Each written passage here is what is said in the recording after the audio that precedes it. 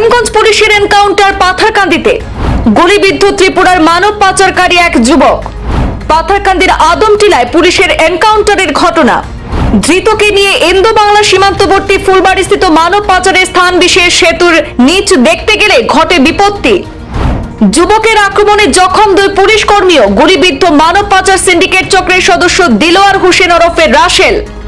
Karimganj rail স্টেশনের পাশ থেকে উত্তর ত্রিপুরার যুবরাজনগরের যুবককে আটক করেছিল করিমগঞ্জ সদর পুলিশ। আদমটিলা এলাকায় ঘটনার তদন্তে গেলে পুলিশ কর্মীকে আক্রমণ করে ধৃত যুবক পলায়নের চেষ্টা করলে পুলিশ এনকাউন্টার করতে বাধ্য হয় বলে দাবি করেন পুলিশ সুপার। শুধু পুলিশ কর্মীকে হামলাই নয়, পুলিশের অস্ত্র ছিনতাই করে পালাতে উদ্যত হলে পুলিশ যুবকের পায়ে গুলি চালায়। করিমগঞ্জ তথা বর্তমান শ্রীভূমি জেলা পুলিশের এনকাউন্টার পাথারকান্দির আদমটিলায় গুলিবিদ্ধ ত্রিপুরার উত্তর ত্রিপুরার যুবরাজনগরের যুবক দিলওয়ার হোসেন ওরফে রাসেল আহমেদ। করিমগঞ্জের পুলিশ সুপারের ভাষ্যমতে মানব পাচার সিন্ডিকেট চক্রের সরাসরি সংশ্লিষ্টতা রয়েছে ধৃত যুবক দিলওয়ার ওরফে রাসেলের। পুলিশি তদন্তে ধৃতের মোবাইলে একাধিক বাংলাদেশি পাচার চক্রের মোবাইল নম্বরও পাওয়া যায় এবং প্রায় 70-এর অধিক বাংলাদেশিকে ভারতে অবৈধ অনুপ্রবেশে তার হাত থাকার বিষয়টিও পুলিশি জিজ্ঞাসাবাদে নাকি স্বীকার করেছিল ধৃত যুবক, এমনটাই জানিয়েছেন পুলিশ সুপার। সূত্র মতে জানা গেছে, ভারত বাংলাদেশ সীমান্তবর্তী ফুলবাড়িস্থিত সেতুর নিচ দিয়ে বাংলাদেশিদের অবৈধ প্রবেশ করানো হতো। সেই স্থানে ধৃত পুলিশের উপর হামলা করে অস্ত্রের অংশবিশেষ ছিনতাই করে পলায়নের চেষ্টা করলে পুলিশ তার পায়ে গুলি করে আটক করতে সক্ষম হয়। ধৃত যুবককে গুলিবিদ্ধ অবস্থায় শিলচর মেডিকেল কলেজ হাসপাতালে পাঠানো হয়েছে। চিকিৎসাধীন করা হয়েছে। যুবকের হামলায় জখম পুলিশ কর্মী সুমন দাস এবং মৃত্যুঞ্জয় দাসকেও। আমাদের হাতে করিমগঞ্জের পুলিশ সুপার পার্থপ্রতিম দাসের মন্তব্য রয়েছে, শুনে নেব ওনার বক্তব্য।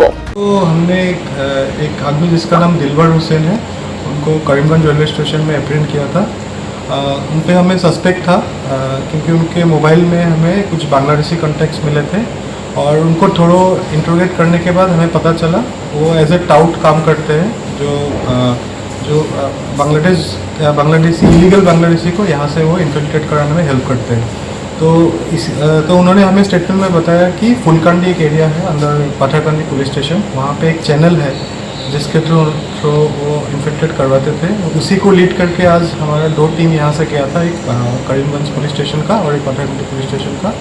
वहाँ लीड करने के वक्त उन्होंने हमारा जो टीम था उनका सर्विस वेपन स्नैच करके भागने का कोशिश किया था, तो उनके पैर में हम लोग ने फायर शॉट किया है। अकॉर्डिंगली अभी उनको मेडिकल में एडमिट किया गया है। हमारे पुलिस के भी 2 पर्सन इंजर्ड है, वो भी अभी मेडिकल में है। बाकी अभी इन्वेस्टिगेशन चलेगा, उसके बाद जो बैकवर्ड फॉरवर्ड लिंकेजेस है उस पर हम लोग काम करेंगे। आपने बोला जो बांग्लादेशी जो बैरिकेड है, एक तो बैरिकेड है, बैरिकेड तो क्या आता है या वहाँ पे एक चैनल है जो हम लोग को लीड करके ले गया था। चैनल के अंदर से आता है, जैसे पानी आता है, वहीं पे यही पता चला है। कितना आदमी वो लेके इंडिया में आया था? उसके स्टेटमेंट के हिसाब से मोर देन 70 उसने अभी इन्फिल्ट्रेट करवाया है। बांग्लादेशी वो क्या आसाम बॉर्डर या त्रिपुरा बॉर्डर से भी ऐसा काम किया है? वो दोनों साइड से ही किया है। अभी कल का जितना हम लोगों का इन्वेस्टिगेशन हुआ है उसमें इतना ही खुलासा हुआ है, बाकी और आगे इन्वेस्टिगेशन में पता चलेगा। उसका घर कहाँ है? उसका घर धर्मनगर, नॉर्थ त्रिपुरा डिस्ट्रिक्ट।